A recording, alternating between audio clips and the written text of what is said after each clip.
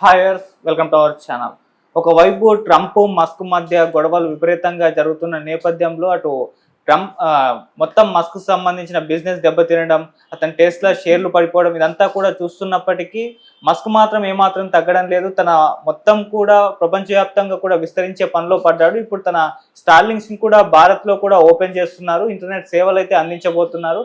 So మరి ఇది ఏ విధంగా చూడొచ్చు? ఒకవైపు ట్రంప్తో గొడవలు, మరి ఇలా ప్రపంచవ్యాప్తంగా తన బిజినెస్ ని డెవలప్ చేసుకోవడం. సో దీన్ని పైన డిస్కస్ చేయడానికి ప్రజెంట్ మనతో పాటు సీనియర్ జర్నలిస్ట్ అరవింద్ కొల్లి గారు ఉన్నారు. వారిని అడిగి తెలుసుకునే ప్రయత్నం అయితే చేద్దాం. సార్ నమస్కారం సార్.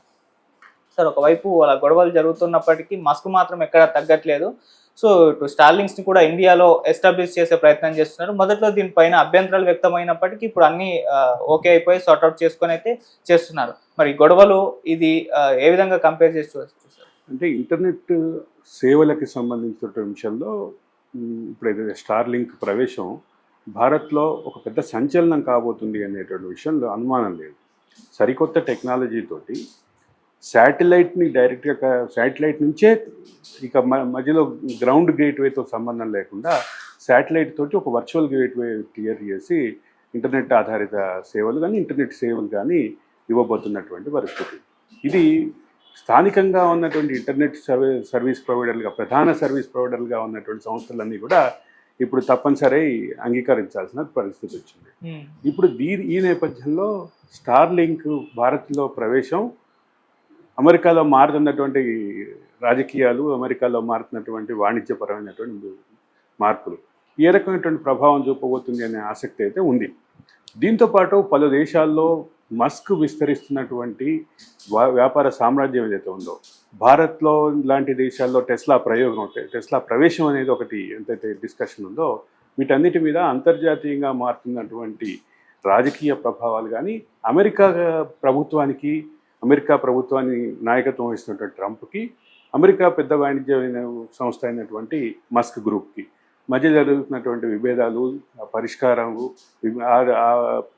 విభేదాల నేపథ్యంలో వస్తున్నటువంటి ఇబ్బందులు ఇవన్నీ కూడా ఏ రకమైన ప్రభావం చూపుతాయి, అంతర్జాతీయ వాణిజ్యంపై ట్రంప్కి సంబంధించిన వివాదం ప్రభావం ఏంటి అనేది మనం గమనిస్తే, అంతర్జాతీయంగా వాణిజ్యపరంగా, అంతర్జాతీయంగా దౌత్యపరంగా, అంతర్జాతీయంగా రాజకీయాల పరంగా అన్నిటినీ తన కేంద్రంగా నడపాలని ట్రంప్ భావిస్తుంటే, అవి తన కేంద్రంగా ఉండాలని మస్క్ భావిస్తున్నట్టుగా కొంత అభిప్రాయాలు అయితే, ప్రాథమిక అభిప్రాయాలు అయితే కలుగుతున్నాయి. ఓకే. అయితే ఆ క్రమంలోనే ట్రంప్కి పోటీగా రాజకీయ ప్రవేశం చేస్తానని చెప్పి, రాజకీయ పార్టీ అవసరం చెప్పి రాజకీయ పార్టీకి దానికి రూపకల్పన చేస్తున్నట్టుగా మస్క్ ఇండికేషన్స్ ఇవ్వటం, ఇవన్నీ కూడా ప్రాథమికంగా అంతర్జాతీయంగా వాణిజ్యపరమైనటువంటి మార్పులోని కొంత కారణమైంది. ఇవన్నీ కాసేపు పక్కన పెట్టి మనం మిగతా విషయాలు ఆలోచిస్తే, మస్క్ అమెరికా అధ్యక్షుడు కావాలనుకుంటున్నాడా అనే ఒక డిబేట్ స్టార్ట్ అయింది. ఆ డిబేట్లోనే ఒక అంశం ఏంటి, మస్క్ స్వతహాగా అమెరికన్ కాదు, పౌరసత్వం తెచ్చుకుని ఆయన అమెరికన్ అయ్యాడు కాబట్టి ఆయనకి అధ్యక్షుడి ఎన్నికల్లో పోటీ చేసేటువంటి అవకాశం లేదు అంటూ ఒక కంక్లూజన్స్ వినిపిస్తున్నాయి. సో ఈ రకమైనటువంటి విభేదాలు ఇటువంటి అన్నీ ఉధృతం అవుతున్న నేపథ్యంలో నిన్న ఎలాన్ మస్క్ తండ్రి ఎరల్ మస్క్ ఇంకొక కీలకమైనటువంటి ఆర్గ్యుమెంట్ లేవనెత్తారు. ప్రభుత్వాన్ని నడుపుతున్నటువంటి ట్రంప్కి, మరో పక్క తన కుమారుడు అయినటువంటి మస్క్కి ఆయన ఉన్నటువంటి వివాదంలో ఖచ్చితంగా ట్రంప్దే పైచేయి సాధించినట్టుగా ఆయన చెప్తున్నారు.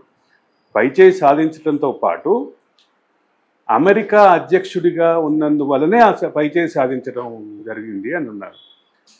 దాని అర్థం ఏంటి, అమెరికా ప్రభుత్వానికి ప్రతినిధిగా అంటే నేతృత్వం వహిస్తున్నటువంటి ట్రంప్ ఖచ్చితంగా తన కొడుకు కంటే అత్యంత బలవంతుడైనటువంటి వాడు అని, అది పెద్ద ఇన్ఫ్లుయెన్సరు, పెద్ద శక్తి సామర్థ్యాలు ఉన్నవాడు అని ఎరల్ మస్క్ చెప్తున్నారు. ఈ ఎరల్ మస్క్ మాట వ్యాఖ్యల్ని బట్టి చూస్తే ఆయనకున్నటువంటి హంగు ఆర్భాటాలు, ఆయనకున్నటువంటి ప్రభుత్వం ఇవన్నీ కూడా తనకు సానుకూలంగా మారి ఖచ్చితంగా విజయం దిశగా తీసుకెళ్తుంది వీళ్ళిద్దరి మధ్య పోర్ని అని, అది కొంచెం ఆసక్తికరమైనటువంటి వ్యాఖ్య. ఇక్కడ ప్రధానంగా గమనించాల్సింది ఏంటంటే, అంతర్జాతీయ వాణిజ్య రంగంలో ఒక కీలకమైనటువంటి మనం అబ్జర్వ్ చేస్తే ఒక పక్కన సామాజిక గ్రూపులకి దాంతోపాటు కనెక్టివిటీ పెంచినటువంటి ఒక విస్తృత నెట్వర్క్ కలిగినటువంటి ట్విట్టర్ని చేతిలో పెట్టుకున్నంత మాత్రాన ఎలన్ మస్క్ ప్రభుత్వాధినేత ట్రంప్కి పోటీ పడలేడు, తగిన స్థాయిలో పోటీ పడలేడు అనేది ఎలన్ మస్క్ వాదన. ఇవన్నీ పక్కన పెట్టి అసలు ప్రభుత్వాన్నే మార్చాలనేటటువంటి ఆలోచన మస్క్కు ఉన్నట్టు కనిపిస్తుంది.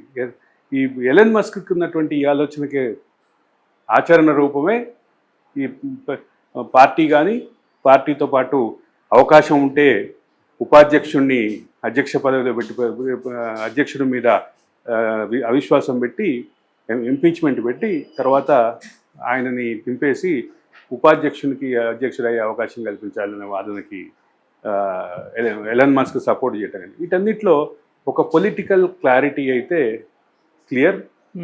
ప్రభుత్వ మార్పుని కోరుకుంటున్నాడు ఎలన్ మస్క్ అనేది చాలా క్లియర్. ప్రభుత్వ మార్పుని ఏ రూపంగా కోరుకుంటాడు? పార్టీ పెట్టడం ద్వారా రానున్న ఎన్నికలు అంటే 3.5 సంవత్సరాల తర్వాత రాబోయే ఎన్నికల్లో ప్రభుత్వాన్ని మార్చడానికి ప్రయత్నం చేస్తున్నాడా? 2 పార్టీల మధ్యకు మాత్రమే పరిమితమైనటువంటి అమెరికా రాజకీయాన్ని 3వ పార్టీ ప్రవేశం ద్వారా ఎంతవరకు క్యాప్చర్ చేయగలడు అనేది ఒక డిబేటబుల్ పాయింట్. అందులో ఎక్కడ అనుమానం లేదు. కానీ దానికి ఉన్నటువంటి అవకాశాలు అయితే చాలా క్లియర్. అదే సందర్భంలో ట్రంప్ ప్లేస్లో ఎలన్ మస్క్ అధ్యక్షుడు అయ్యేటటువంటి అవకాశాలకి ఒక పెద్ద అడ్డంకి మస్క్ యొక్క స్వతహాగా పౌరసత్వం అనేది ఒక పెద్ద అడ్డంకిగానే చెప్తున్నారు. ఈ నేపథ్యంలో ఈ రకమైనటువంటి రాజకీయ మార్పుల్లో అమెరికా రాజకీయ వాణిజ్య వ్యవస్థలు మాత్రం కన్ఫ్యూజన్ దిశగా వెళ్తున్నాయని చెప్పక తప్పదు. ఓకే సార్, అంటే మస్క్ కొత్త పార్టీ అంశం ఒకటి సార్ పక్కన పెడితే ఆయన డెమోక్రాట్లకు మద్దతు తెలుపుతున్నాడు, డెమోక్రాట్లకు ఫండ్స్ ఇస్తున్నాడని చెప్పేసి ట్రంప్ ఆరోపించారు. సో ఇక మీద ఇస్తే ఊరుకునేది లేదంటూ కూడా చెప్పడం చూస్తాము. ఈ అంశం కూడా ఒక వివాదం ఉంది. ఈ వివాదం కూడా జటిలమే అవుతోంది.